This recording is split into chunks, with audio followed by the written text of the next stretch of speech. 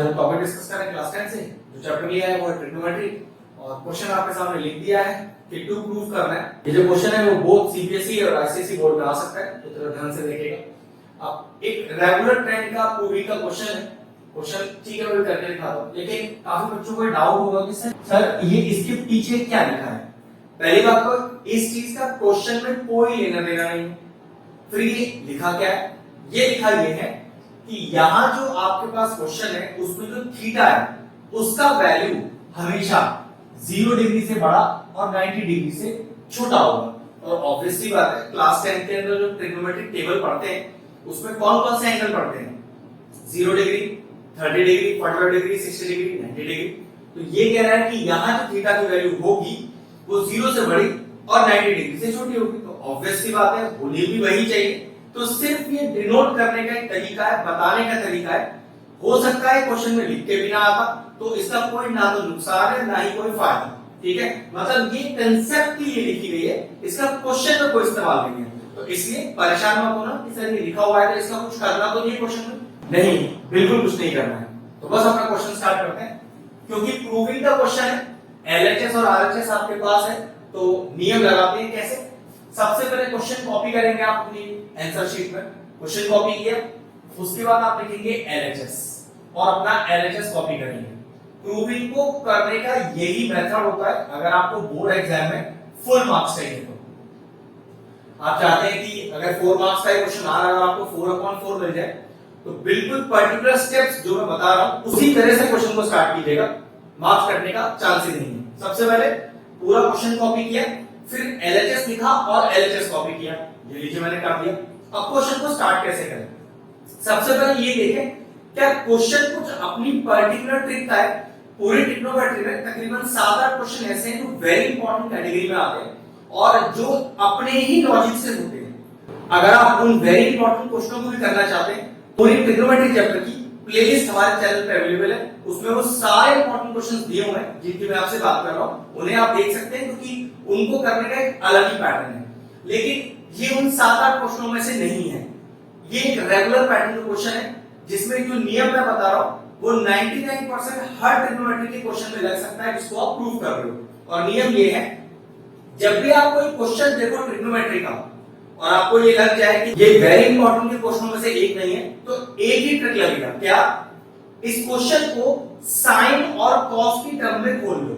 हमेशा ध्यान रखना जब भी आपको क्वेश्चन फंस जाए ट्रिग्नोमेट्री में, समझ में कुछ ना आए, तो कुछ मत करो, सबसे पहले क्वेश्चन साइन कॉस की टर्म में खोल लो। तो मैं भी वही करने वाला हूं। तो चेक करो, कोसेक को हम क्या लिख सकते हैं, कोसेक को लिख सकते हैं हम 1/sin और कॉट को लिख सकते हैं cos/sin। तो चलिए, तो मैंने कोसेक को लिखा 1/sin थीटा और कॉट को लिखा cos थीटा/sin theta whole upon as it is denominator 1/sin theta minus cos थीटा/sin थीटा। ठीक है, अब साफ देख सकते हैं दो फ्रैक्शनल नंबर के बीच में प्लस और नीचे माइनस, तो जब दो फ्रैक्शनल नंबर के बीच में प्लस या माइनस हो तो क्या करना चाहिए, एलसीएम लेना चाहिए। तो न्यूमरेटर का अलग एलसीएम, डिनोमिनेटर का अलग एलसीएम, और ये विच इंप्लाइज साथ साथ डाल दीजिएगा। तो न्यूमरेटर का चेक करो, एलसीएम क्या आएगा, दोनों साइड sin थीटा लिखा है, तो ऊपर कितना आ जाएगा 1 cos थीटा। क्या लिया है एलसीएम लेने का, अगर बेस सेम हो तो बेस को एक बार लिख दो और ऊपर वाला numerator as it is copy कर दो, जो भी साइन बीच में लिखा है वो भी लिख दो, होल अपॉन। चेक करो इसका भी बेस सेम है, डिनोमिनेटर में बिल्कुल सेम है, क्योंकि डिनोमिनेटर ही तो कॉपी किया है। तो सिंपल बात है, क्या लिखेंगे, डायरेक्टली लिख दो 1 cos थीटा।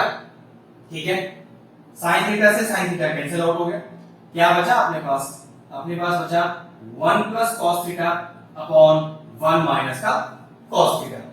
अब आरएचएस तो मैच नहीं हुआ, लेकिन इसमें अब ऐसा कोई स्टेप भी नहीं दिख रहा कि इसको यूज करके डायरेक्टली वो आ जाएगा।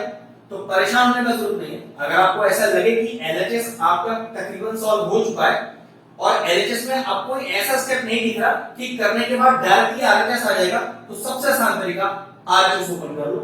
तो उसके लिए क्या नियम, जैसे आपने एलएचएस लिखकर एलएचएस कॉपी किया था, लेकिन उसको सॉल्व करके जहां पहुंचे वो आरएचएस मैच नहीं कर रहा, तो कोई दिक्कत नहीं, आरएचएस लिखा और आरएचएस कॉपी किया, ये लीजिए आरएचएस भी कॉपी कर दिया। अब मैं इसको भी ओपन करूंगा पूरा पूरा और कोशिश करूंगा कि एलएचएस का जो टर्म आया था मेरे पास लास्ट में, ये वाला, इससे मैच हो जाए और 100% मैच हो भी जाएगा। ठीक है, चलिए वही नियम जिस तरह से मैंने यहाँ पर हर क्वेश्चन को साइन और कॉस के टर्म में खोलने की कोशिश करी है, ऐसे यहाँ पर भी मैं साइन कॉस के टर्म में ही खोलने की कोशिश करूंगा।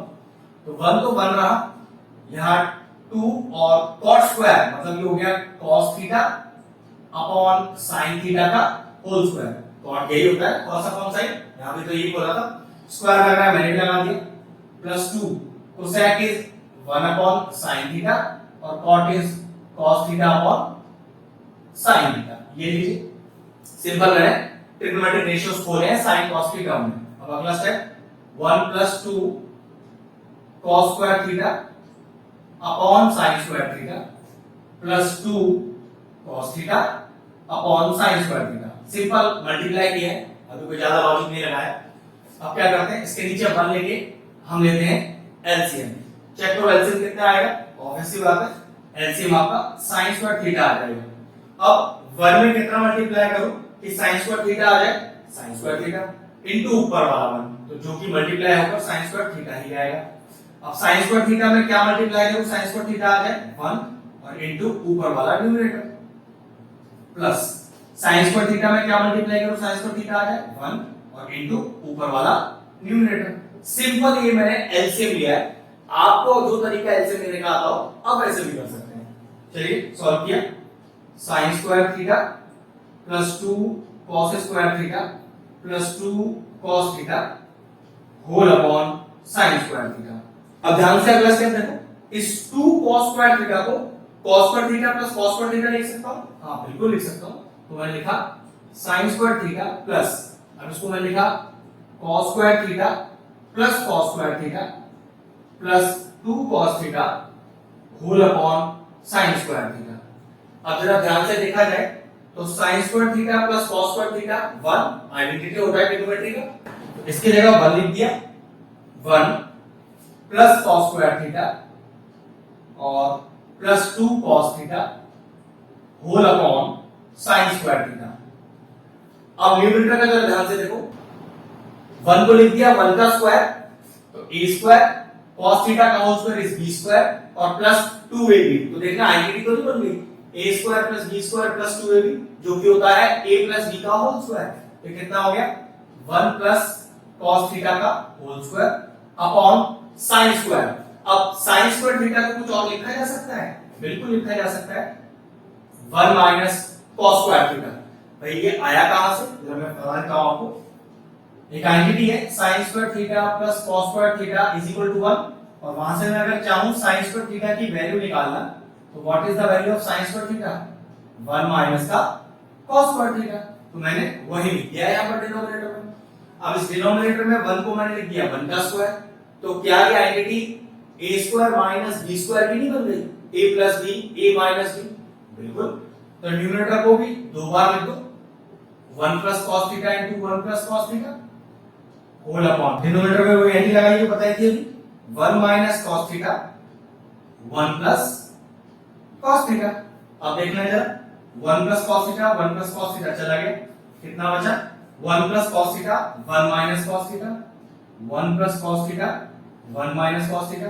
देखना हमने अपना एलएचएस कहां छोड़ा था सॉल्व करके, 1 plus cos theta 1 minus cos theta, बिल्कुल मैच कर गया। तो लास्ट में लिखेंगे क्या, since LHS is equal to RHS hence proved। ये लीजिए आपका जो ट्रिग्नोमेट्री का प्रूविंग है वो सॉल्व हो गया।